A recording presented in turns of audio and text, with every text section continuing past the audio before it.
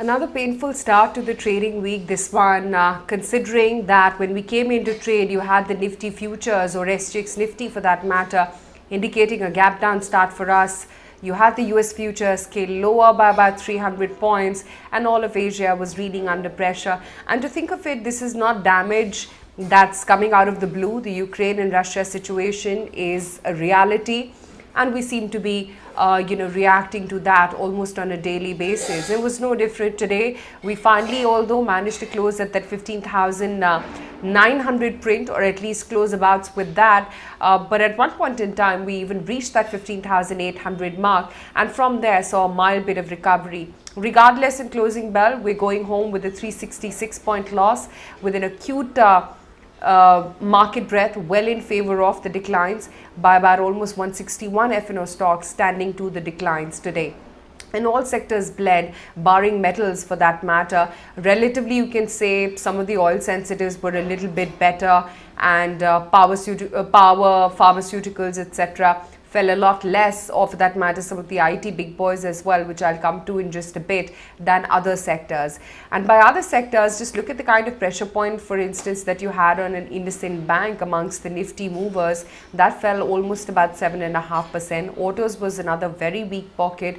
Maruti, Axis Bank, Britannia, Bajaj Finance, Bajaj Finserv, Shree Cement, Ultratech, M&M, ICICI Bank, Tata Motors, they all fell anywhere between about 5% on the lower end to in excess of 7% was the kind of cut that you had on IndusInd Bank.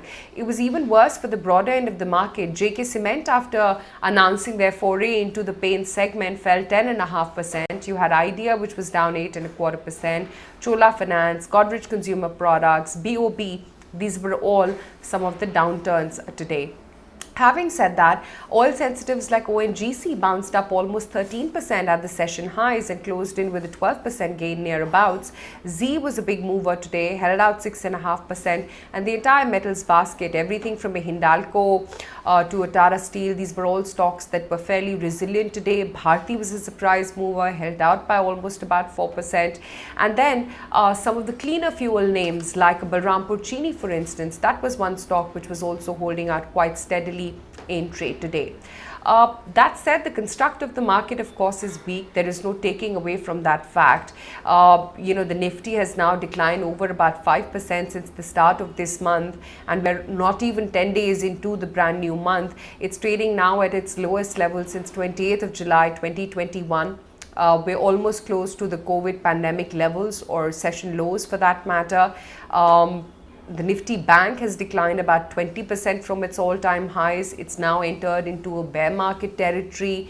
The Nifty Bank itself has declined about 10% in the last just 5 trading sessions, and it's closed at its lowest since 14th of May 2021. So yes, while some value is emerging in the markets, should you be in a rush to buy this decline? The answer is clearly not, because what you're also seeing on the other hand is acute amount of inflation with the commodity basket shooting up the way it is. And mind you, it's not restricted to just Brent, which is already at $130 to a barrel. Look at what's happened, for instance, to some of the other commodities as well, and we were just digging out some of the data points in terms of what's really been happening across the commodity asset classes. And be it wheat, which has seen a 30% uptick in just the last one trading week, or for that matter gold, which already hit that $2,000 per 10 ounce mark, and that's really the similar picture across all commodity baskets as well. So the kind of inflationary impact that's going to have on most companies, and eventually on demand as well, that is something that the market is pricing in at this juncture.